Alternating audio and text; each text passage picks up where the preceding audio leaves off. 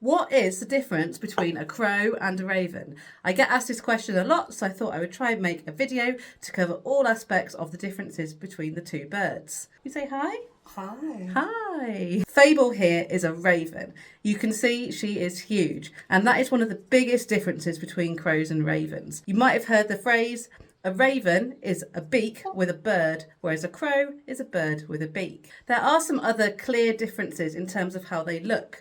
Ravens have these big, beautiful throat feathers here, and these are called hackles.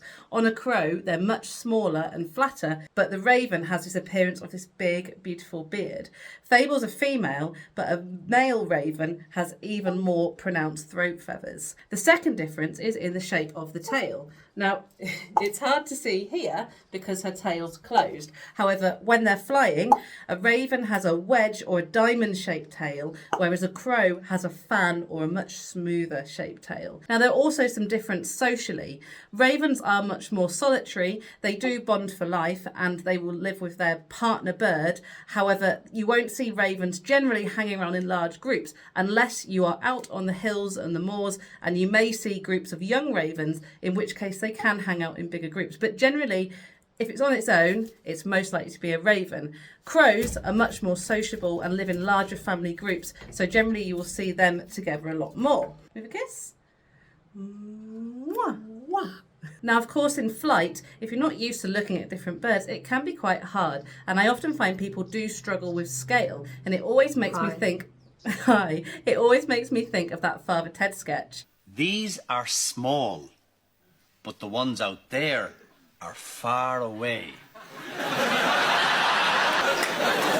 Small, far away.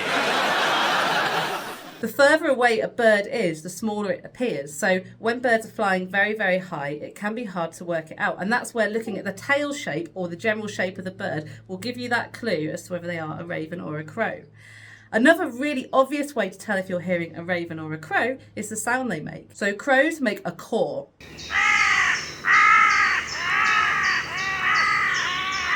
And ravens make a cronk or a gronk. And it's a very low, raspy sound. It's actually a sound that is designed to travel over long distances.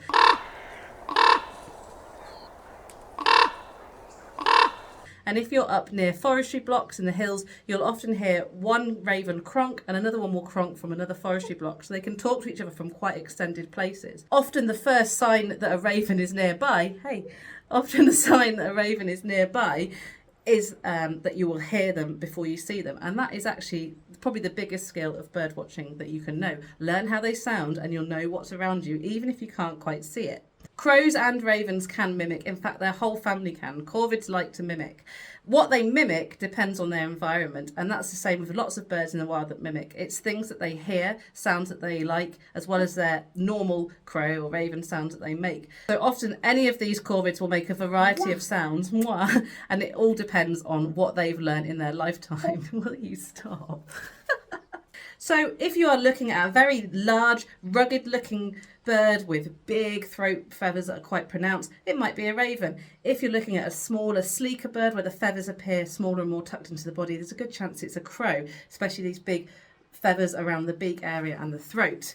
Another good way to watch ravens in flight is that when they fly, they tend to do a lot of soaring, they're very acrobatic, and they can even fly upside down. So you might be lucky enough to see that. Crows, however, do more of a steady flap that's quite continuous, and they don't tend to soar for quite as big distances. Now, if you see a corvid in your garden and you think it might be a raven, it's more likely to be a crow, and that's because crows are more urban tolerant. They are much happier socialising in the background of people and town environments, whereas we rarely see ravens in towns, with the exception of some very particular places on the earth.